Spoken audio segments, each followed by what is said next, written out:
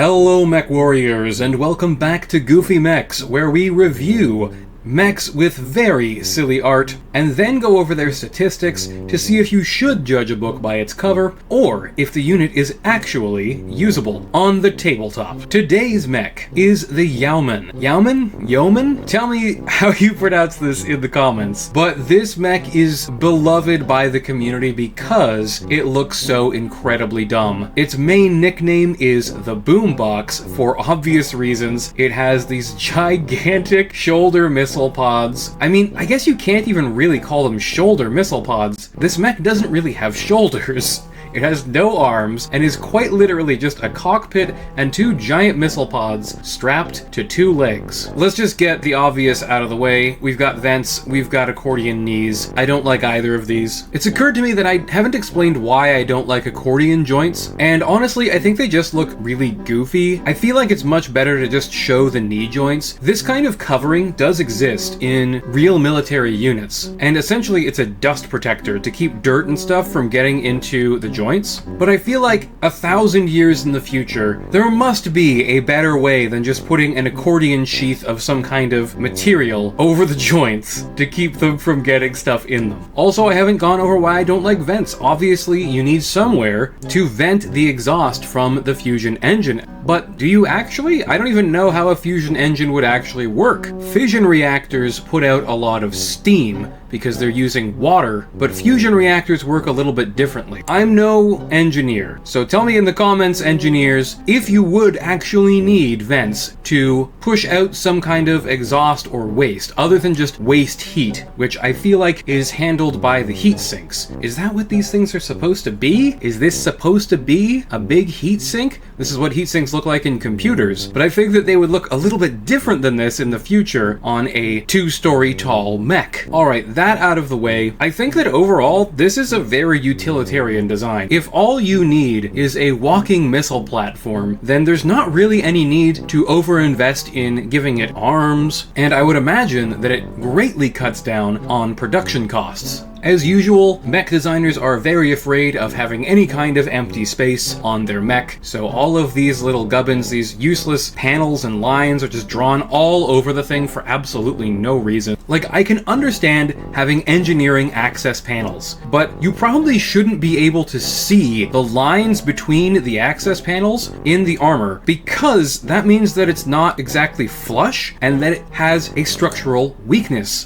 due to that. Also, going back to fans, why are there fans in the feet? This doesn't make any sense. The feet are not producing any heat. This is absolutely a ridiculous idea to put big vents in the feet. Why are these here? Funny thing about the Yeoman is that its face kind of looks like Darth Vader, or like, I don't know, a Cylon or something like that. It's got this weird little voice box thing right under the cockpit, and then has like some angry eyebrows or a Corinthian style helmet sort of crest thing coming down. I don't know if I like this or hate this, but it's definitely an interesting design. But again, we've got like vents we've got vents of some kind or description here. And why is the little voice box vent thing here and then also on the knees? Why do they look the same? Is this a copy-pasted asset? Did the artist actually just copy-paste this asset onto the knees to fill in empty space on the design? That is absolutely ridiculous. It's so funny how afraid of empty space sci-fi designers are. Things can have flat panels with nothing on them, guys. You can make a mech that doesn't just look like a bunch of busywork was added for no reason. Now, these are probably not vents because we have a similar thing on the legs. This is probably to move the cockpit up and down. There's some kind of like ratcheting sort of system here, and we have a similar thing on the legs. Speaking of the legs, they are incredibly far apart. Most mechs would have their legs much closer together. These are as wide as the shoulders of most mechs, meaning that this thing almost certainly walks like a cowboy that has been in the saddle for far too long,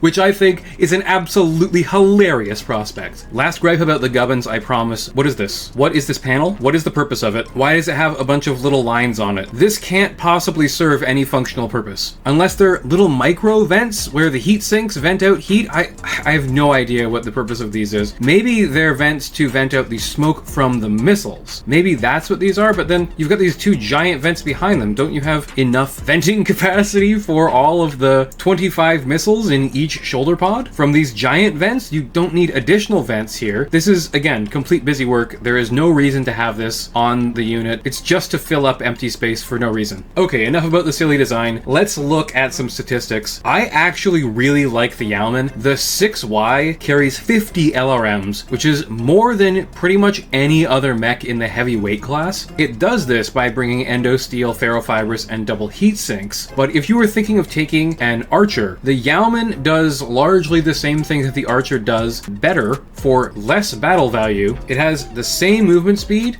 It doesn't overheat when it shoots quite as much. It has more overall LRMs, and it has case. Really, the main thing that makes the Yeoman worse is that it has significantly less armor and structure because it is 10 tons lighter, and it has absolutely no backup weapons to protect itself at close range. This means that it is completely vulnerable once enemies close to within 6 hexes of it. But if you want a cheap fire support unit, the Yeoman 6Y is pretty good for its battle value. It does have some durability problems. It keeps all of the missiles in the torsos, meaning that the arms having not very much armor on them actually isn't a problem. In fact, I would love to see 5 armor stripped off of each arm and put on the legs instead, because we absolutely need those legs. When designing this, apparently there was some miscommunication at some point, because the 6Y keeps everything in the torsos, but the 10OR, the later variant of it, which is much improved,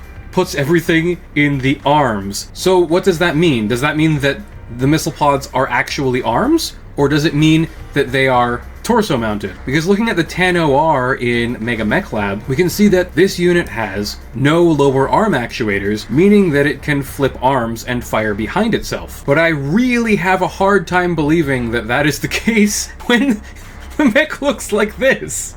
How is this possible? So, essentially, what I think might have happened when they made the 10OR, they never made art for it, unfortunately, but it has to have little secondary pods strapped onto the side right here or something that can flip around and turn out to the right and left, because these definitely are not designed to turn, and are certainly not able to flip around behind the mech and fire behind it. Anyways, pretty much all of the problems that the 6Y has, the 10OR solves completely. It has MMLs instead of a second rack of LRMs, meaning that it can fire SRMs and protect itself at close range. And with pretty reasonable power too. We have 10 SRMs able to fire in a 360-degree arc around this unit. It's not vulnerable to being flanked from behind, and it's much less vulnerable from being rushed down by enemy fast movers. It has increased the armor protection, especially on the legs, and now the actually important arms. It still has case in both torsos, protecting it from ammo explosion. I will note that the light engine and XL gyro do reduce the durability of the mech a little bit, but they also lower the battle value very significantly, which is pretty incredible because the 10OR is actually less battle value than the 6Y, despite being, by all accounts, a much better unit. It even has jump jets so that it can move around cities or get into a good sniper's perch much more easily. I would absolutely run the 10OR if I was looking for a mech with this profile, something that can bring some Inferno SRMs to deal with elementals, that can bring some long-range firepower, while also protecting itself at close range and having reasonable armor. Let me know what you think of the Yeoman in the comments. Always love to hear from you guys. Remember to like and subscribe as well, helps out the channel immensely. If you'd like to support me directly, there is a link to my Ko-fi in the description. But most of all, thank you so much for watching, Mech Warriors, and have a great day.